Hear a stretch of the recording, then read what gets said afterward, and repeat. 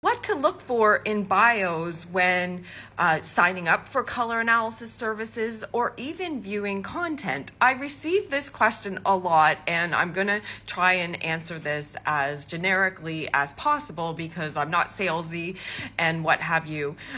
So the first thing I would do is to identify the color analysis system that you want to be analyzed within. And so there's various systems out there, and the naming conventions are all over the place. So for instance, 16 seasonal color analysis, there are different systems used within that. And so it's not just enough to say, oh, this person uses 16 seasons or 12 seasons or whatever. My advice would be to go back to their training and understand where they trained, because that ultimately is the color analysis system they would be using. For instance, I see content out there that says naturally red-haired people post-puberty can be given cool undertone palettes, and that would not be correct in the color analysis system I use. The color analysis checks with the colors would fail, and that is also in conflict with internal human biology. And so if you want to go with a system where cool undertone palettes can be given to red-haired people, I would understand where they completed their training and make sure the color analysis checks that they're using resonate with you. So that's step one, is to understand the color analysis system that you want to be assessed within.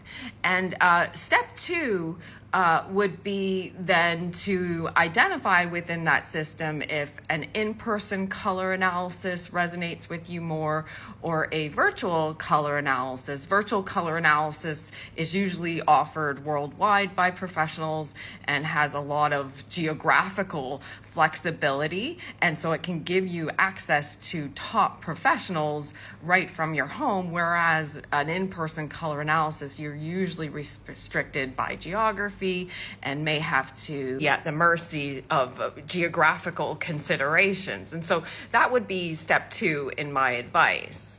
If you've decided on getting an in-person color analysis done, my advice then would be to review the bio of various individuals in your geographical location who offer color analysis services in person, and make sure the bios resonate with you. So things I would look for in the bio would be, have they actually attended in-person color analysis training and had practical experience overseen by a professional trainer in that system? There are many people now that I see, if I was to review a lot of bios, they've done an online course and they haven't actually had in-person color analysis training. And so you'd have to figure out if that was okay with you.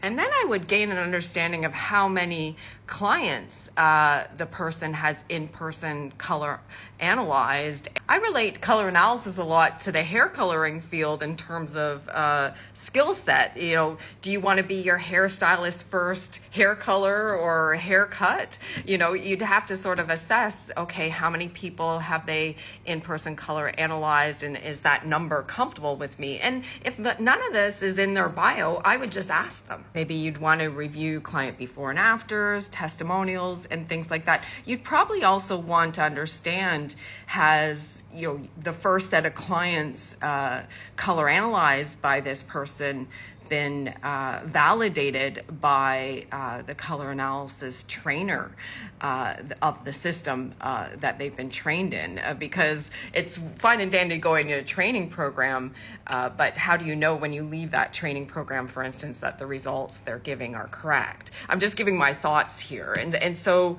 that's my thoughts on in-person color analysis and things to look for.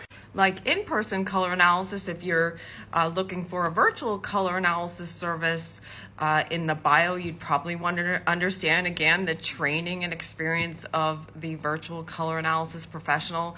I personally would not feel comfortable offering a virtual color analysis service had I not had significant in-person color analysis experience. Virtual color analysis is harder than in-person, and so you'd probably want to understand if the professional has in-person color analysis experience in addition to virtual experience. That would also include an in-person color analysis training program. I've seen people in their bios, again, where they've only attended online training, and it's obvious to me by the way the bio is written. And so if the number of clients that they've color analyzed and the years they've been in the color analysis industry isn't clear in their bio, my advice would be to ask them. And again, choose what resonates with you. If you feel okay with somebody color analyzing you and they only have a few clients behind their belt and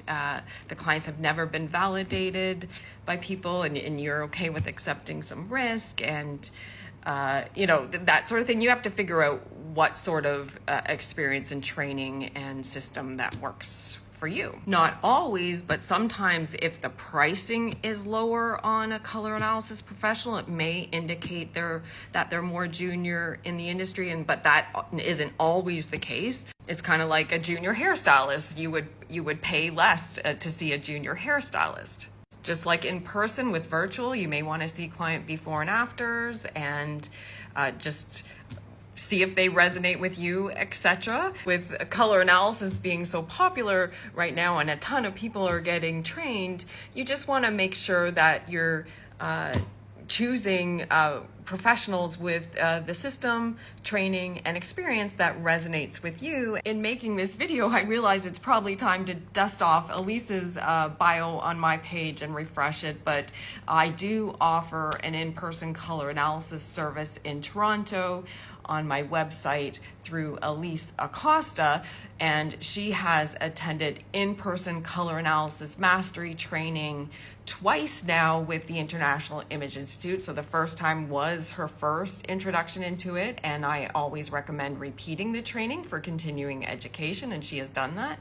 And she has also received one-on-one mentorship through me, and she's seen several clients now. I don't know the exact numbers offhand, but I would put it in the maybe 50 to 100 range. That might not be accurate, so bear with me. She is also a hair and makeup professional. Elise initially attended the in-person color analysis training program, I believe in May of 2022, but before that she had received direct training with me and did the online training to prep for the in-person color analysis mastery. And she repeated the training, oh my goodness, I believe in 2023 as a continuing education. And my info is on the About page on my website. I choose to just put it all out there just because I want to reduce the number of emails we receive. So I have been in the color analysis industry for over 12 years. I have done the in-person color analysis mastery training multiple times with the International Image Institute and received direct mentorship under Karen Brunger, who is the inventor of the International Image Institute system. I have also completed virtual color analysis services with thousands of clients internationally with Karen Brunger. In 2023, I presented on the topic of increasing accuracy in color analysis at the AICI Global Conference, and I'm scheduled to present again alongside Karen Brunger on the topic of virtual color analysis in 2025. So I just put that all out there to make sure I don't receive a ton of emails, but those are the sort of things you're looking for, I believe, in searching for a color analysis professional. Hopefully this helps.